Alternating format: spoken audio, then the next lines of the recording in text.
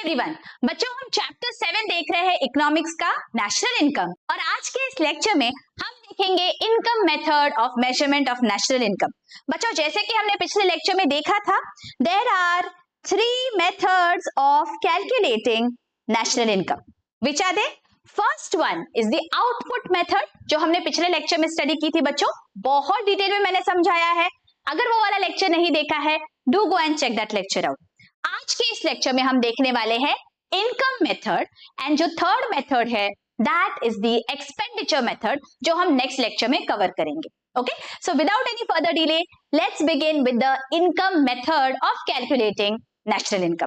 बच्चों national income ये क्या है? That is the income of our country, isn't it? अगर सिंपल लैंग्वेज में हम बोले तो हमारे कंट्री का इनकम हम नेशनल इनकम कहते हैं।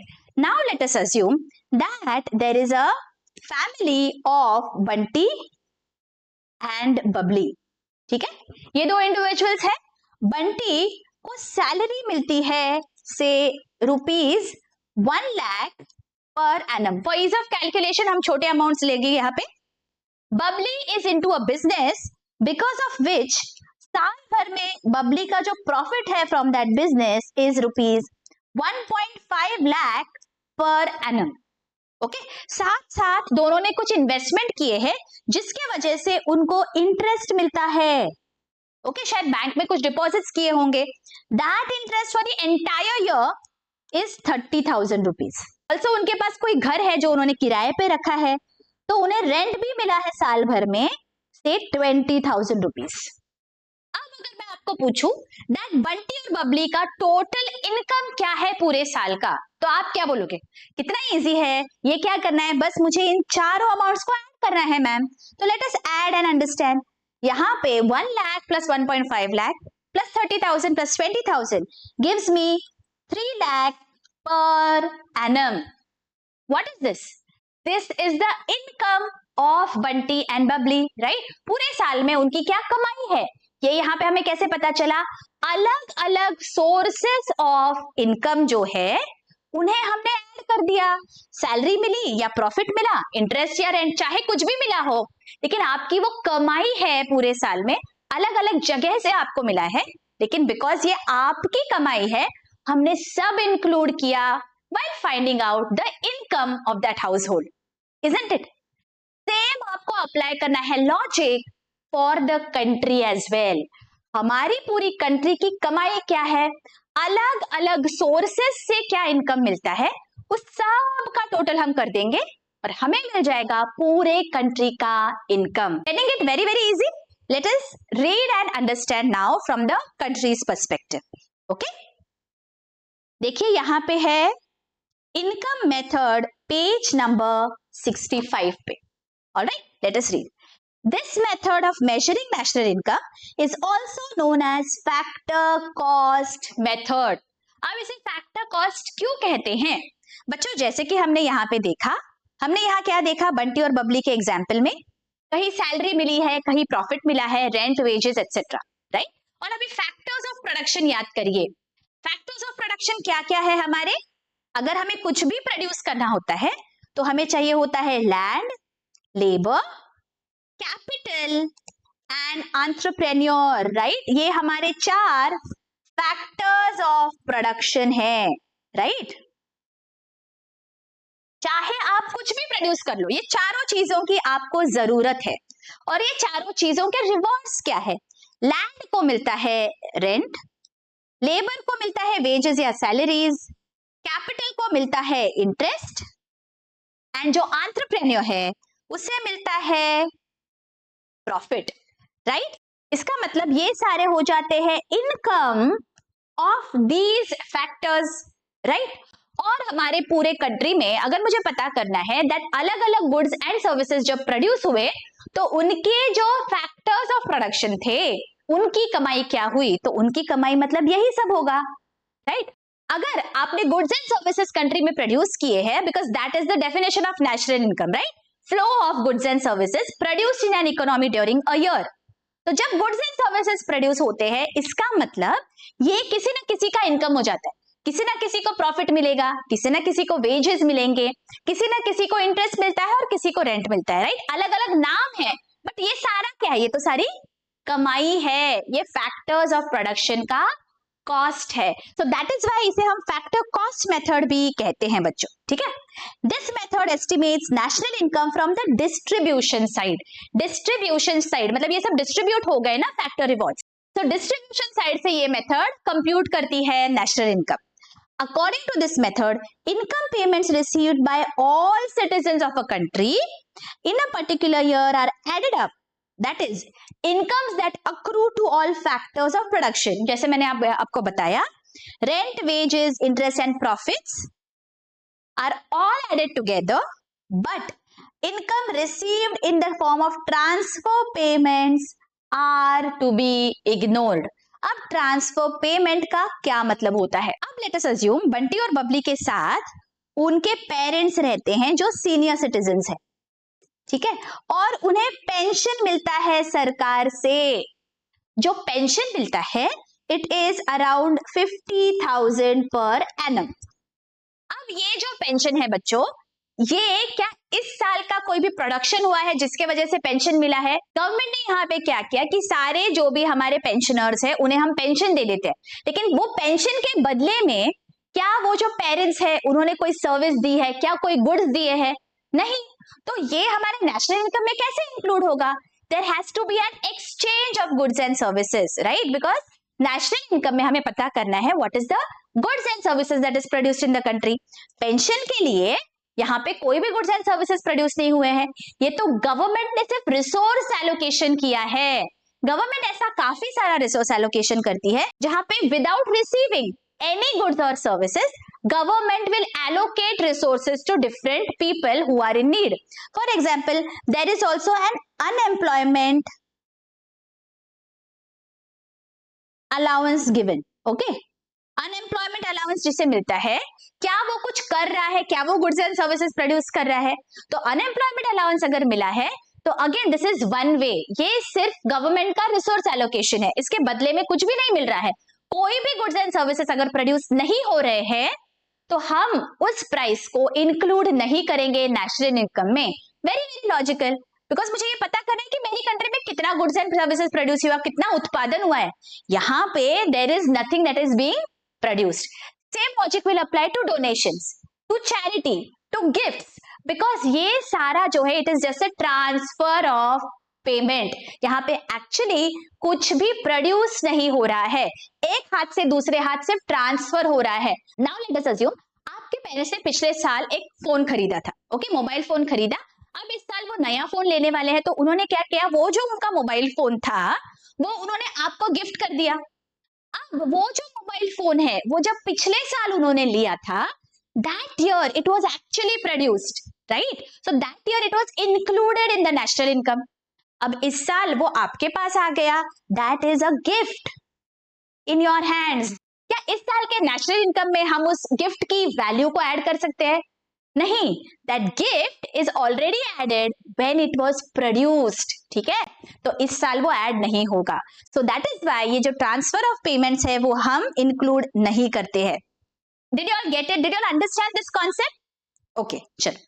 The data pertaining to income are obtained from different sources, for instance from income tax returns, books of accounts, etc. Income क्या है ये कहां से पता चलेगा गवर्नमेंट को? जो इनकम टैक्स रिटर्न आपने सुना होगा आपके पेरेंट्स फाइल करते हैं, that is the information that they give to the government that this is my income, और उस इनकम पे वो कुछ टैक्स भी पे करते हैं गवर्नमेंट को, राइट? तो ये सारे लोगों के जो इनकम टैक्स रिटर्न्स है, इस पे से गवर्नमेंट एक एस्टिमेट लगाती है दैट कितना इनकम हुआ है of the entire country, okay. GNP can be treated as the sum of factor incomes earned as a result of undertaking economic activity on the part of resource owners and reflected in the production of total output of goods and services during any given time period. Thus, ये formula बहुत important है बच्चों। What is the formula? National income is, देखिए, rent plus wages plus interest plus profit. अब ये चारों चीजें क्या है? ये तो है हमारे फैक्टर रिवॉर्ड्स, राइट? अभी हमने देखा सारे फैक्टर के रिवॉर्ड्स है। अब ये मिक्स्ड इनकम क्या है? मिक्स्ड इनकम मतलब जो भी सेल्फ एम्प्लॉयड इंडिविजुअल्स है बच्चों, जो भी प्रोफेशनल्स है, जो सर्विस प्रोवाइडर्स है, उन्हें जो पैसा मिलता है उनके जो फीस होते हैं, उनके जो रिसीट्स होते हैं, that is mixed income. For example, आप किसी डॉक्टर के पास जाते हो, आप उन्हें फीस देते हो जिसके बदले में वो आपका चेकअप करते हैं, है ना? तो उन्होंने जो फीस ली वो उनकी कमाई है, that will form a part of mixed income. Alright, और नेट इनकम फ्रॉम अब्रॉड, और नेट इनकम फ्रॉम अब्रॉड क्या है? हमारे एक्सपोर्ट से माइनस कर देंगे हम इंपोर्ट्स, तो वो हमें मिल जाएगा नेट इनकम फ्रॉम अब्रॉड। ये फॉर्मूला बहुत इंपॉर्टेंट है बच्चों। National income is rent plus wages plus interest plus profit, मतलब सारे फैक्टर इनकम्स को आपने ऐड कर दिया, आपने मिक्स्ड इनकम को ऐड किया, and then net income from abroad आपने ऐड कर दिया, तो टोटल कंट्री का इनकम आपको मिल जाता है। Right, very very easy. Now let us look at the precautions that we have to take while doing these estimation. Okay, देखिए, while estimating national income by income method, following precautions should be taken. Number 1, transfer incomes or transfer payments like scholarship, gift, donations, charity, old age pensions, unemployment allowance should be ignored. जैसे कि मैंने आपको इस example में बताया था बच्चों, कोई भी डोनेशन, कोई भी गिफ्ट, ये सब कुछ आपको इग्नोर करना है, because actually there has not been any exchange, कोई भी production of goods and services नहीं होता है, it is just an allocation of resources, तो आपको इसे नहीं इंक्लूड करना। ठीक है। Second, all unpaid services like services of a housewife, teacher, teaching his or her child should be ignored. Okay, कोई भी जो अनपेड सर्विसेज होते हैं, बिकॉज इनकम तो जनरेट नहीं हुआ है ना, जैसे कि मम्मी घर में हमारे लिए बहुत सारे काम करती है जिसके बदले में we don't pay anything to her, right? तो that will also come under unpaid service, जिसके हमें इंक्लूड नहीं करना है। ठीक है। Third, any income from sale of second hand goods like car, house etc. should be ignored. second hand goods जो है बच्चों, जब वो शुरुआत में हमने परचेज किए थे, फॉर एग्जाम्पल एक कार है जो हमने 2000 में खरीदी, जब हमने खरीदी, जिस साल वो प्रोड्यूस हुई थी, मैन्युफैक्चर जब हुई थी, 2000 के नेशनल इनकम में that car was already included. अगर 2010 में मैंने इसे सेकेंड हैंड में बेच दिया, तो अब 2010 की वैल्यू को मैं वापस इंक्लूड नहीं कर सकती, because once it has already been included, and this will apply for all the products. Okay, चाहे कोई भी चीज हो, जिस साल वो प्रोड्यूस हुई है उस साल के नेशनल इनकम में वो ऑलरेडी इंक्लूडेड है, तो बार बार even if you sell it again and again and again, you are not going to include that value in the national income. Getting it? तो ये sale of second hand goods को आपको include नहीं करना है। यही पॉइंट हमने पिछले लेक्चर में भी देखा था, आउटपुट मेथड में भी, right? So there are some precautions जो दोनों में कॉमन है बच्चों, आउटपुट मेथड में भी कॉमन है और इनकम मेथड में भी है। ठीक है। Next, income from sale of shares and bonds should be ignored as they do not add anything to the real national income. जो शेयर्स होते हैं, बॉन्ड्स होते हैं, आपने आपके पेरेंट्स को सुना होगा कहते वक्त दैट इसका प्राइस इंक्रीज हो गया, डिक्रीज हो गया, ओके, और प्राइस इंक्रीज की वजह से बहुत बार हमें मुनाफा हो जाता है, but that will not form part of the national income. Why? देखिए यहाँ पे दिया गया है, because nothing really has been added to the national income. Real national income में कोई भी चेंज नहीं हुआ है। गुड्स एंड सर्विसेज में कुछ बदलाव अगर आता है, that will be a part of our real national income. यहाँ पे just because prices up and down हो रहे हैं, फ्लक्चुएशन इन द प्राइस की वजह से ये चेंज हो रहा है, तो इसका कोई भी असर नहीं पड़ेगा हमारे नेशनल इनकम में। We always have to go back to the roots and understand.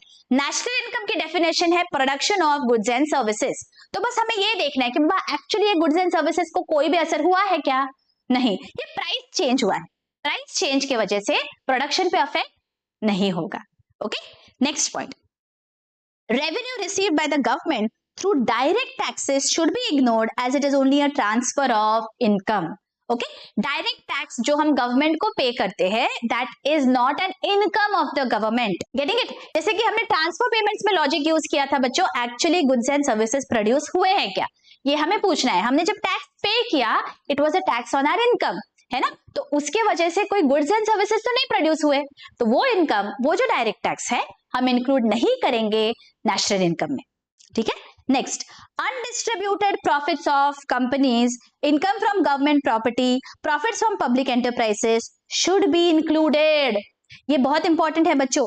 जो भी अनडिस्ट्रीब्यूटेड प्रॉफिट है कंपनी के, मतलब कंपनी ने मुनाफा कमाया, लेकिन क्या करती है कंपनीज, जो भी मुनाफा कमाया है, लेट अस अज्यूम 100 रुपीज का प्रॉफिट हुआ है कंपनी को, तो कंपनी क्या करती है, 80 रुपीज जो है वो डिस्ट्रीब्यूट कर देगी, ओके, शेयर होल्डर्स में डिविडेंड दे देगी, लेकिन 20 rupees it will keep to itself, okay, this is undistributed.